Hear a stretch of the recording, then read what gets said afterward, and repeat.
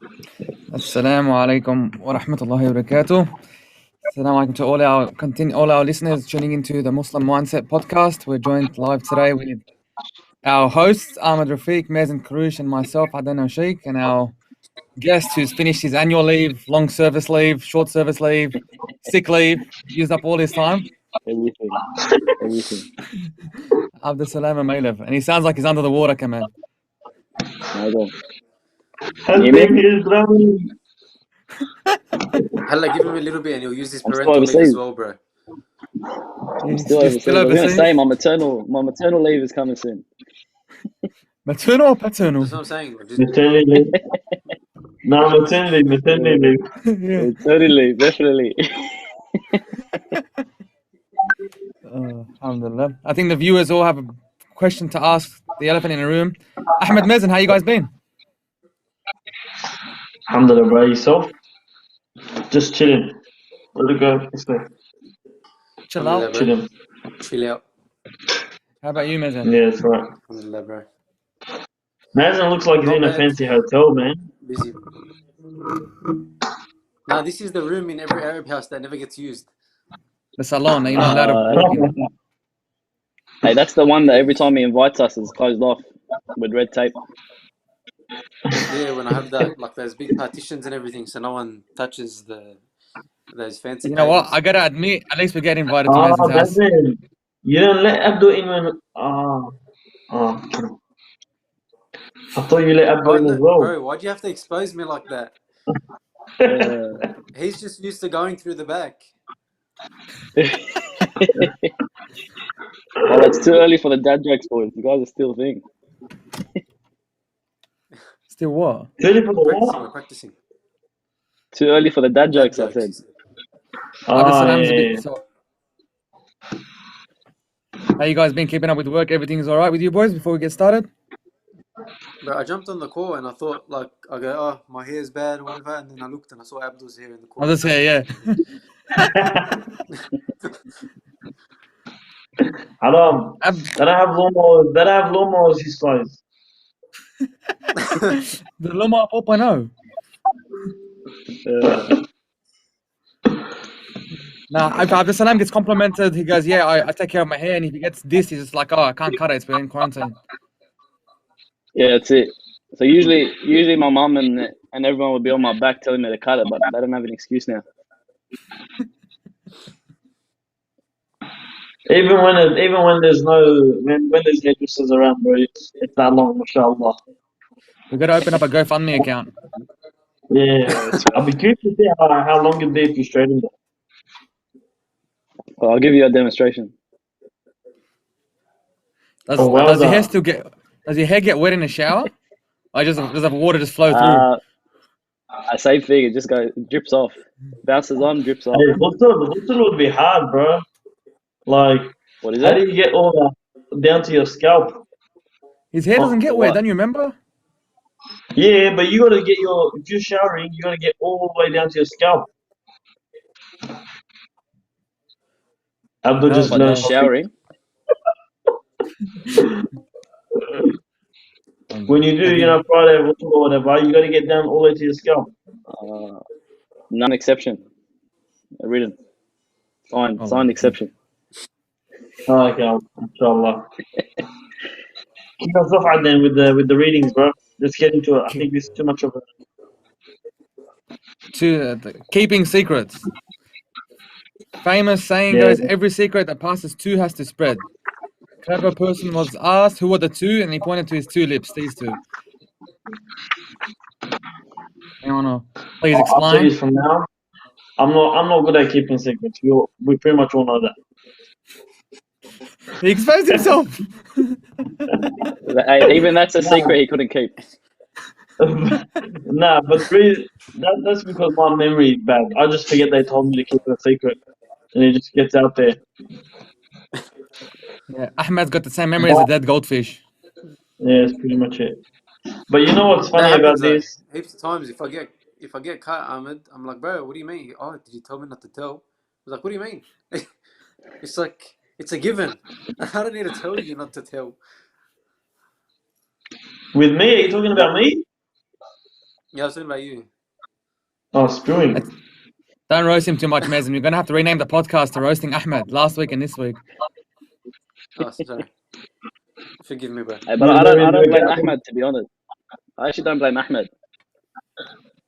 Why not? Explain. Okay. If you can't keep a secret yourself, then you can't expect Ahmed to keep it. True. Oh my God! This is why we need Abdul back, bro. He's got the wisdom, the hikmah. No wonder why Ahmed was pushing for Abdul to be back. I noticed back last in. week last week it was 2 versus 1. I noticed I had to come back in to even it up. We gotta get them, you know, the elites versus the plebs again.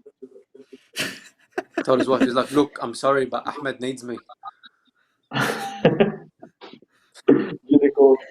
But you know, with regard to this, alright, jokes aside, keeping a secret, I frequently get told something, alright, people will tell me, so such and such or so and so, and then they finish saying whatever they're saying, and then at the end they're like, oh, but don't say anything. I'm like, hey, why? It's like, oh, because I'm not meant to know, so that means you're not meant to know. I'm like, then why tell me? They have to. That's how it is. It's always like, oh, I'm only going to tell one person. He's not going to say something. His person tells only one person, tells one person. So the whole like, I knows. I trust this person. I'm going to tell them. They trust this person. I'm going to tell them. And then back and forth, and the whole world knows. And then the worst part is when eventually that person, this person trusts the first person that said it. And somehow they find out that the loop went around. Comes around full circle, right? That's what happened in the chapter. When you read it, it mentioned that eventually it goes all the way around, and then you left looking like an idiot. Yeah. And that's how what he said here as well. Abdul Salam said, the truth is that the person that first spread the secret or you saying something, you're more blameworthy than anyone else. The secret should have never passed your lips. Yeah. Look, ultimately, staying silent is the safest option in all matters. There's no need to just talk about other people's affairs or spread your affairs, for that matter. Goes back to the hadith about. I'm trying to find the Prophet. I'm trying to find the page so that I can read the last thing. Sorry, boys, do you just have the page number? What last thing was we just started? It goes back to the hadith about whoever can guard the chastity of what is between his two jawbones and what is between his two legs, that paradise is guaranteed for him. Yeah, because go on. there's nothing that leads people more to Jahannam than their tongue. Their tongue and what's between their legs. So, and that's part of the sins of the tongue, spreading people's, trust and their secrets and so on and so forth. And they gossip and talking. I don't know if it's ever happened to you guys. I know it's happened to me, where you're having a conversation with someone and then you're just asking them questions about their life, or you're telling them something that you've heard, whatever, and then they'll put you on the spot and they're like, oh, how do you know that? Or where'd you hear that? It's something that you're not supposed to know because they never told. It's not something that they wanted to spread, But same scenario, it bounces from one person to the other until it comes around full circle, right? Yeah. It hits you in the head. I had a situation like that where someone actually came to me asking me for advice, and they were being ambiguous with regards to the people involved.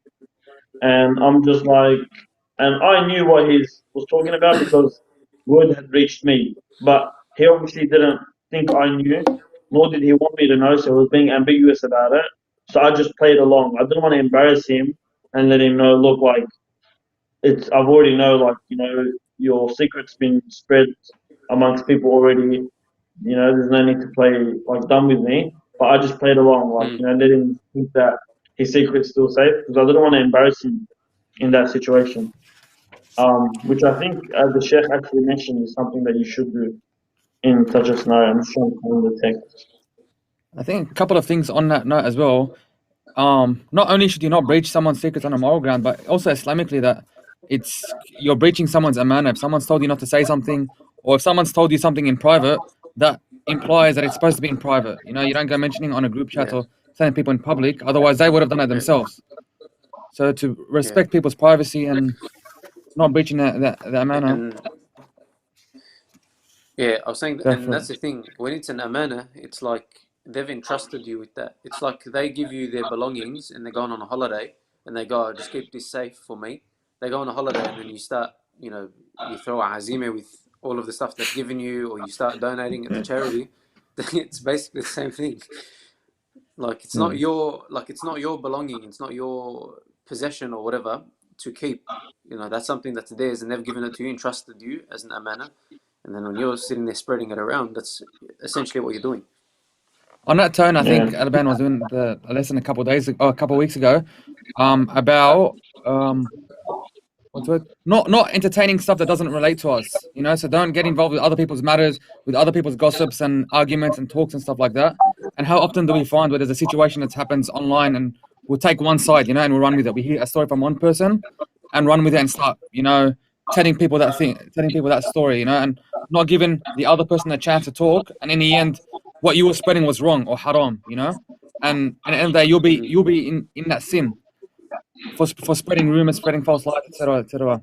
So sometimes even doing that, like, it helps you out. The more you're quiet, the less you'll have to regret.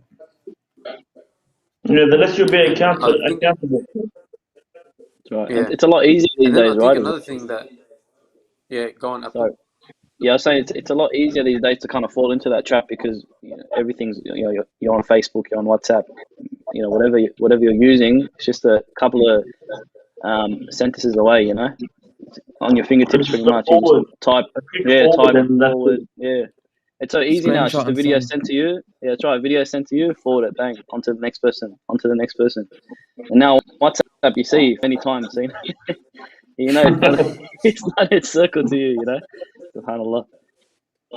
You were saying, Ahmed? That's actually happened where someone they send a video and he writes on there forwarded, and they're like, "Oh, don't share it around, it's private."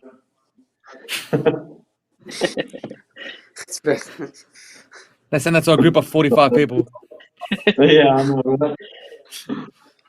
Byron. I was saying this part comes up at the end of the chapter as well, just in the line. But when you're thinking about other people, like we're talking about other people's secrets, but then the other thing is not starting it in the first place, even if it's your own.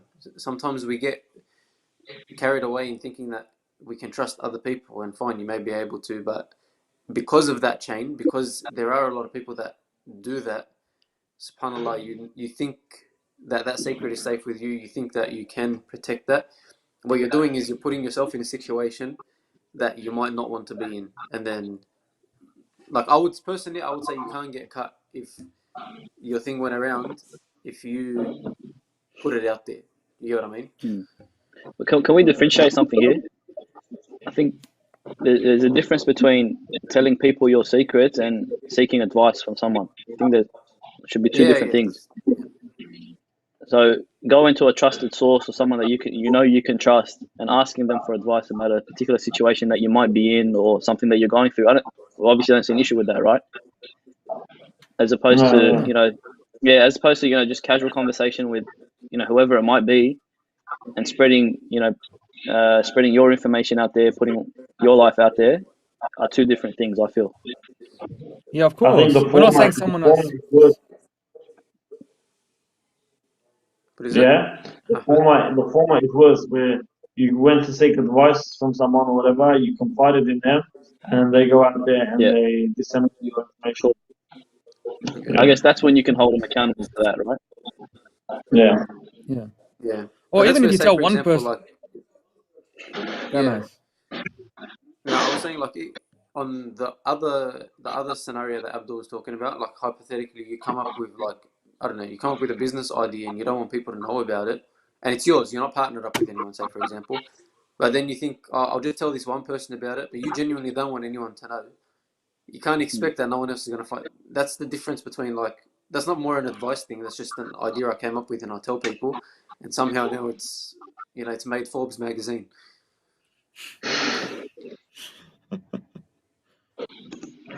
I think just give everyone a disclaimer. Sorry, Ahmed. There's a lot of lag between us. So if we're buckling, there's a lot of lag where everyone's hearing stuff a bit later than it's being said. Yeah, that's why, you know what I do? Like, before someone says anything, I'll wait and then I'll laugh so that we laugh together.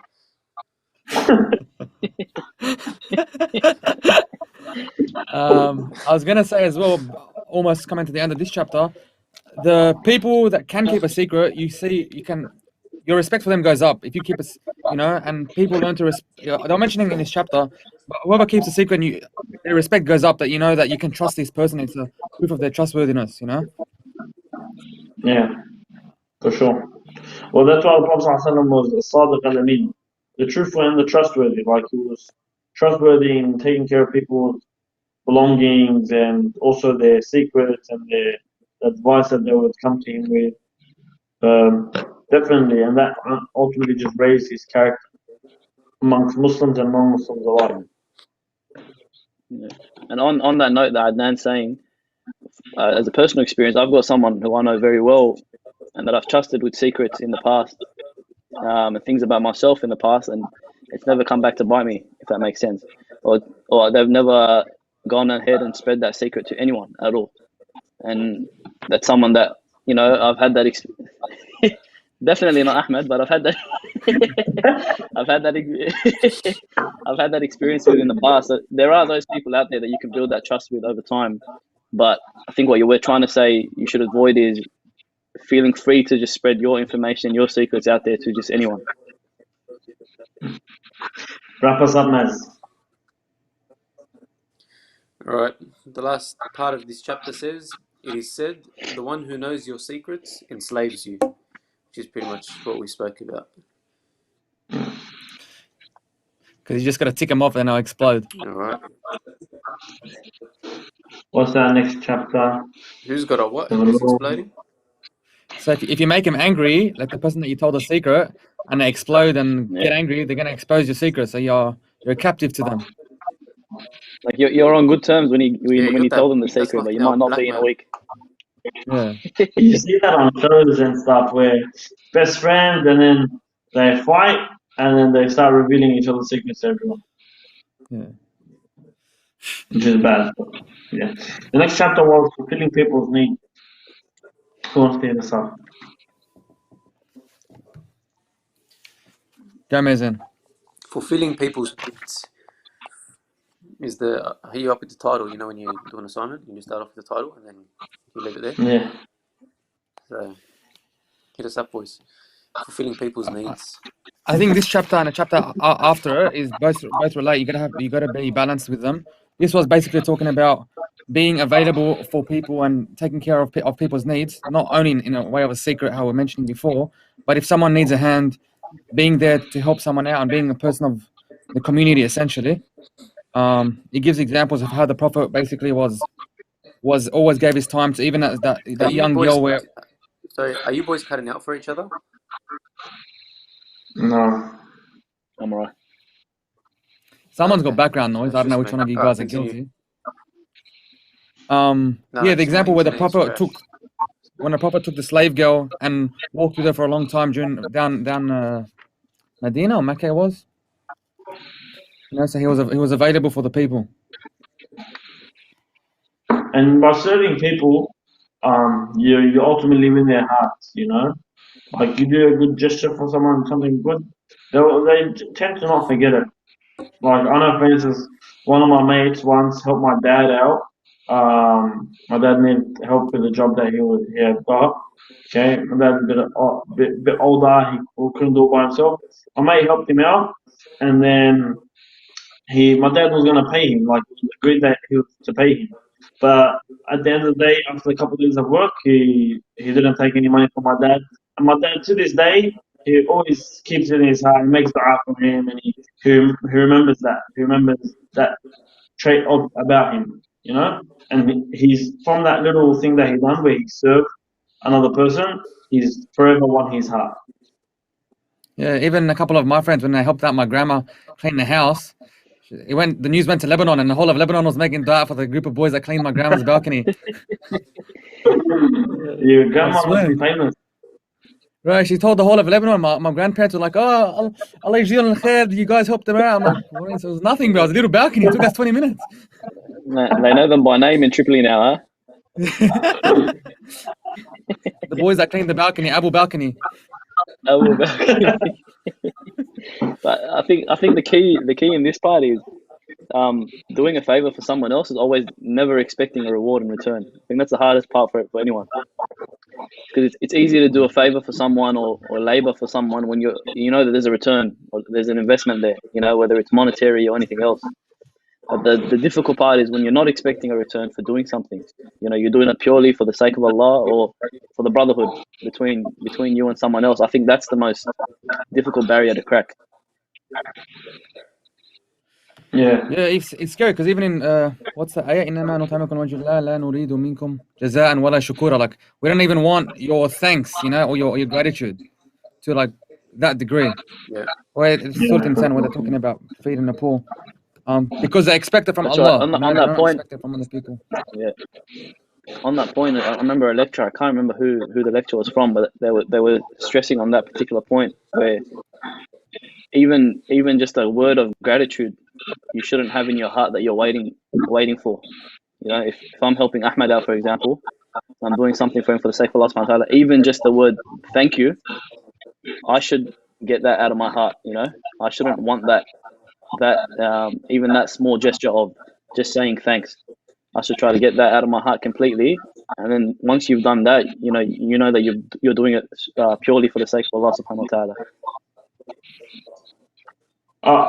I'm very much in agreement with you with that point, but it's a very hard thing to achieve, you know, like to the point where you don't even want thanks. Like, fair enough, you'll help someone out and you don't expect any pay or whatever, but a nice gesture just shows that it was appreciated, or that person actually has the common courtesy to think in that regard. And I the Prophet think said, I'd separate those.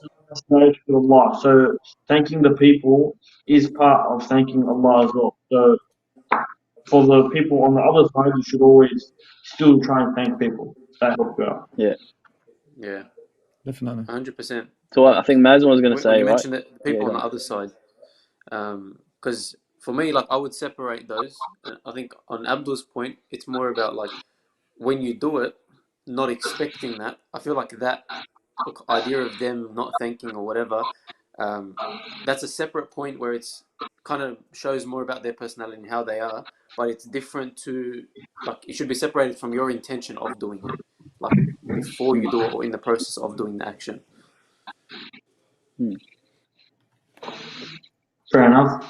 And the chapter I think was a lot focused on actual giving of clothes. He gave the story of the Prophet ﷺ giving clothes to those poor people that came through the mosque, and also giving them like food or whatever it may be.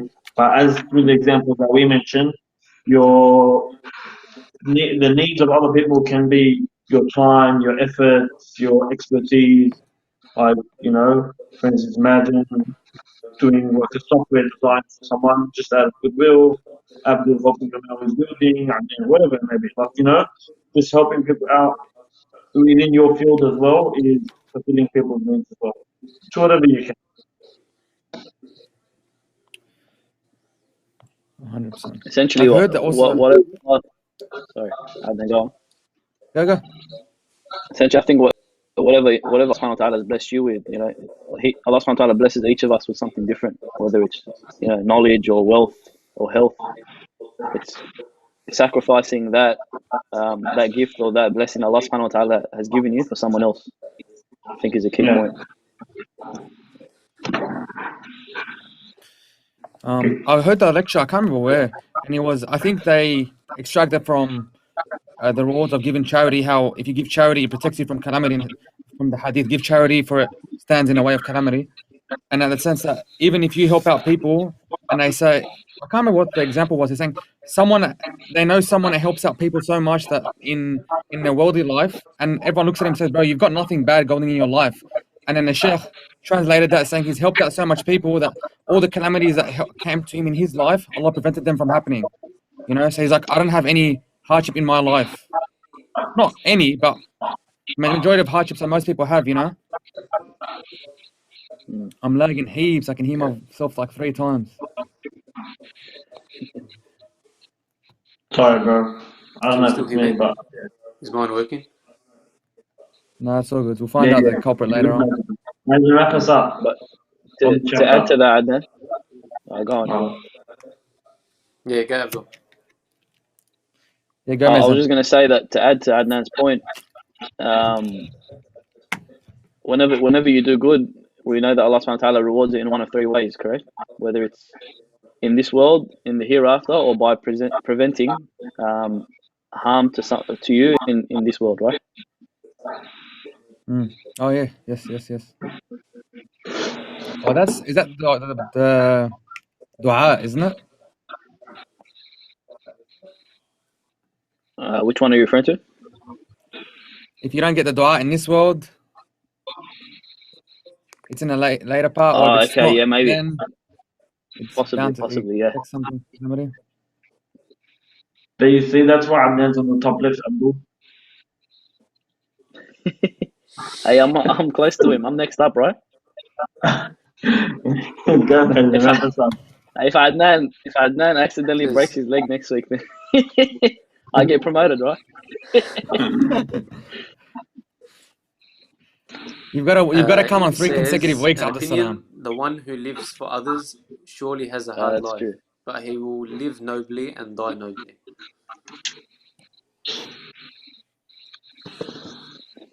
And the last chapter, which is probably Ahmed's going to stare straight down a barrel at me. Don't bite off more than you can chew. Yeah, for sure. That's for you. We had a different heading, but I like you one more. You want to please explain? Look, my one was, I think the Sheikh had a different approach to what I was saying. That one was more like helping people, which is fair. I guess you guys will go into it. But as I said, I'll look straight at him with this. But mainly because I know a lot of people that they'll try to get their hands, into every sort of effort or anything that they can do. And what I'm talking about is like young guys probably just finished high school. They want to go study fiqh, aqidah, they want to do hafr, they're learning Arabic, they're attending this lecture on this night, this lecture on that night, then they're doing da'wah efforts, whatever it may be. And may Allah reward them. If you can do it and you can handle it, by all means, go for it. But the main thing you need to know your limitations and don't bite off more than you can chew, as the heading says. Do a few things and do them right rather than do many things and do half of them half-assed or incorrectly. And don't commit to so many things that it takes away from your time with your family, your parents, your spouse, your siblings, whatever it may be, where you've now neglected your family and everyone that's close to you and your friends, and you're focusing purely on this stuff, which Allah hasn't asked you to do. Like, He hasn't asked you to neglect your parents just so you can go to this lecture on a Wednesday night. You know what I mean?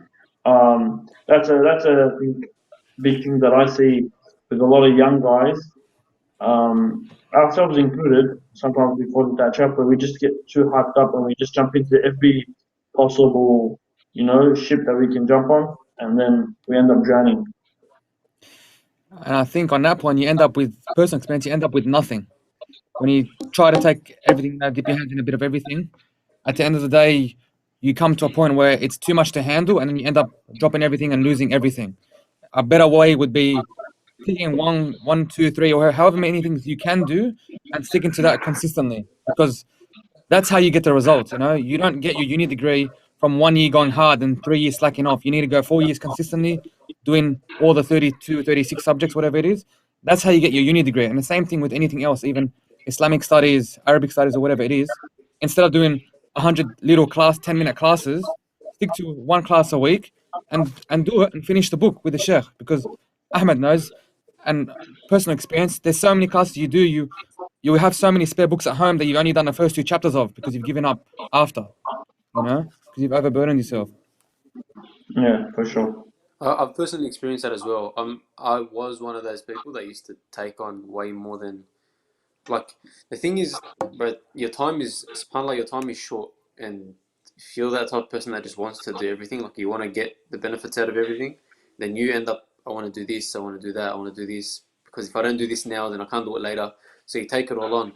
I think also with that, one of the things that I learned, maybe that's advice inshallah to other people, is the skill that helped me get out of that is, or two of them. The first one is time management, because the first one I realized was sometimes I had the time, but because of my lack of that time management, I didn't manage to fit everything in, when maybe I did have, certain time for some things, but I thought I didn't.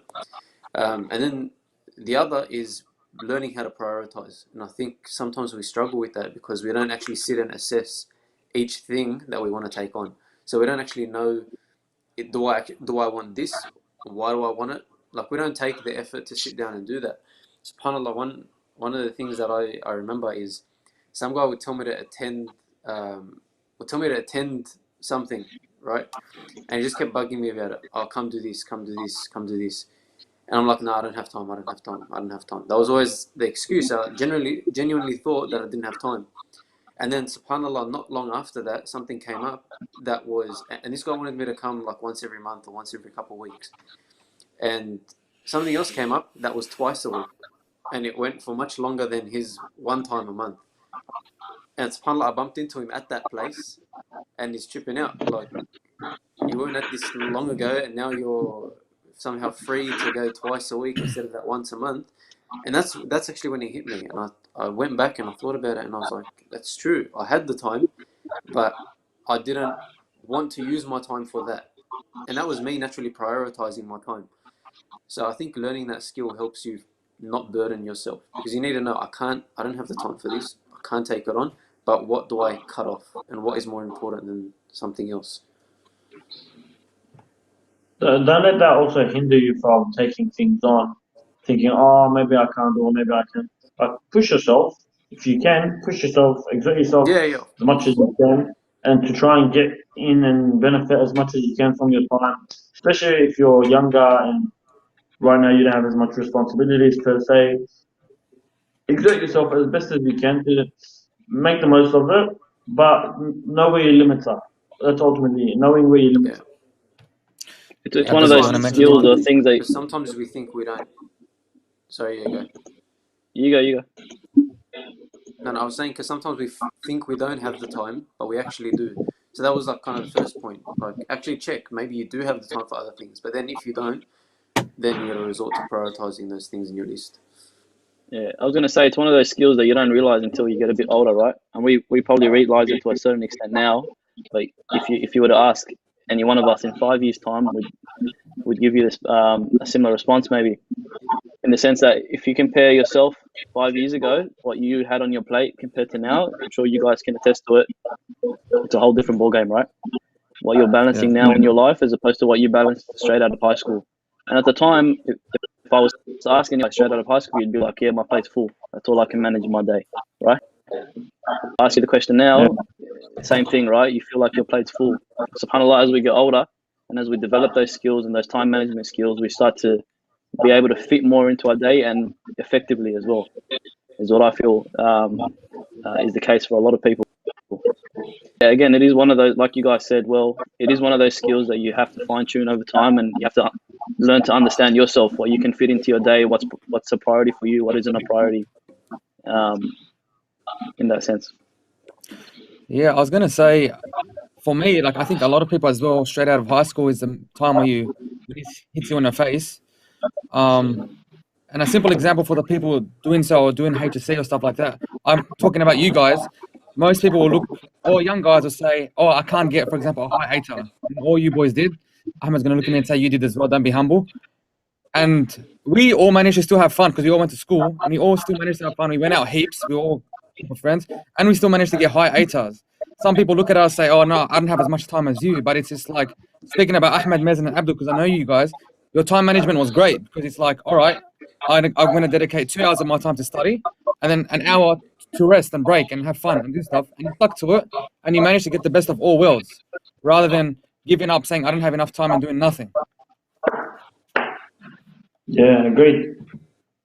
Rather than wasting 10 hours on sleep, an hour on the toilet on your phone, you know what I mean? Just know 3 hours that hyping yourself up. Yeah, know that time is valuable. Yeah. I don't know about you guys, but for me, it's something that I've known, right, for a while, but especially now during quarantine or isolation, where um, we're at home for majority of the time. A lot of us are either at home majority of the time or at home a lot more, right?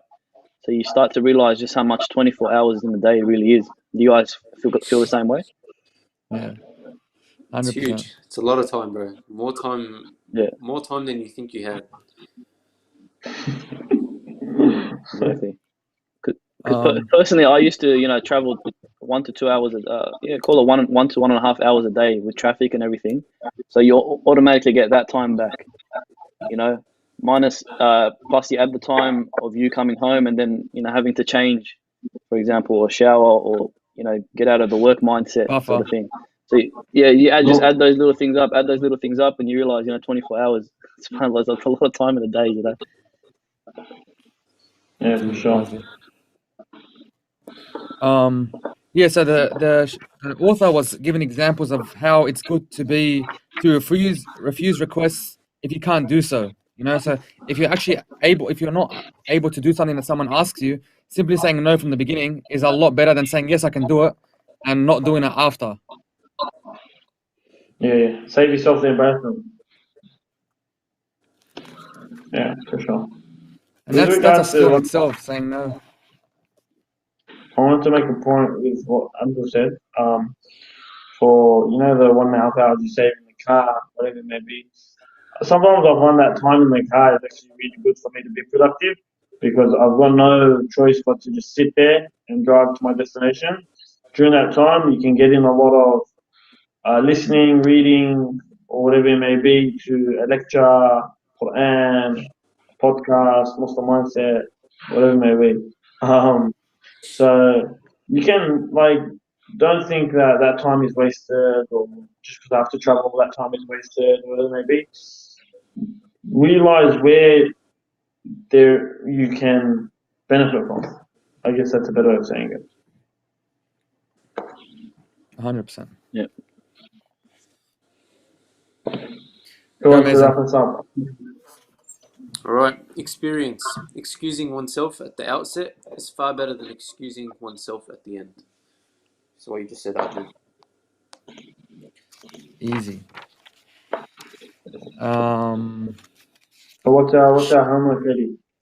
About to say it. Inshallah, next 3 chapters, which is Ahmed's favorite chapter, who kicked the cat. He's been bugging me about this for months. Then there's humility and then hidden acts of worship. So inshallah, we'll see all our listeners in a fortnight from now, and to go through the next 3 chapters, inshallah. Abdul, are you joining us, or have you queued up in? Can I add something quickly? Add whatever you want, Habib. Before I answer your question, can I add something? I was gonna say, just on that point, because I feel like we didn't touch on it too much, but to the younger guys listening, I feel like especially if you're at a younger age, don't be afraid to get yourself into something for the sake of, I guess the moral of this particular chapter is, if you think you can't do it, excuse yourself from the start as opposed to later on. But I think that shouldn't dishearten anyone, especially the younger guys, from giving something a go that they haven't tried before, for example, even though they're not too sure if they're going to be good at it, do well at it, be able to fulfill it or not. I think that's, as a young person growing up, that's one of the only ways you kind of figure that stuff out, by giving certain things a shot when you haven't done it before. If I'm making sense. Yeah, not to run away with this as well. Exactly what you're saying. Don't just run away and say I don't have enough time. At least give it a shot and see. Especially when you're younger, see what parts you like. Get your hands a bit dirty in a bit of everything. And decide. That's right. Don't use it as an excuse to not get yourself involved in anything, pretty much. Inshallah. Ahmed looks like he's got something to say. Assalamu alaikum, guys. Jazakumullah khairan for everything. We'll see you guys in a fortnight. Inshallah. Assalamu alaikum wa rahmatullahi wa barakatuh. Waalaikum salam. Ahmed looks like he's got something to say.